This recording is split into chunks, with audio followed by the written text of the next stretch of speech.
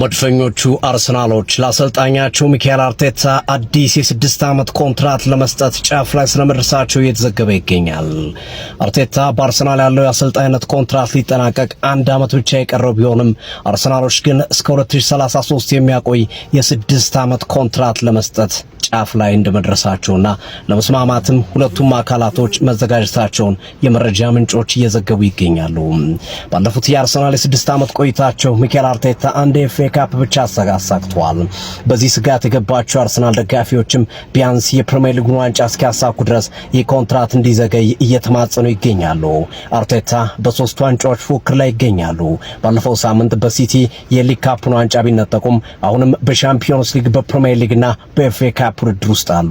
እናም የአርሰናል አመራሮች በሚካኤል አርቴታ ከፍተኛ ተስፋና እምነት እንዳላቸውና ዘንድሮ ትልቅ ዋንጫ እንደሚያሳኩ እርግጠኛ መሆናቸውን እየተናገሩ የሚገኙ ሲሆን በዚህ ምክንያት የ6 ዓመታት ኮንትራት በመፍጠር ቀጣዮቹን ጊዜያቶች አብረዋቸው ከአርሰናል ጋር እንዳይቆዩ ጥያቄ ከማቅረብም አልፎ ስምምነት ላይ ለመድረስ ጫፍ ላይ ደርሷል እየተባለ ነው የሚገኘው። እንዴት አገኛችሁት? አርቴታ ዋንጫ ባያነሱስ የ6 ዓመት ኮንትራት ተሰጥቷቸው ሐሳብ ስጡበት። የፕላስ ምልክቱ በመጫን ፎሎ ያድርጉ። ይህ ትርታ ሲቲ ስፖርት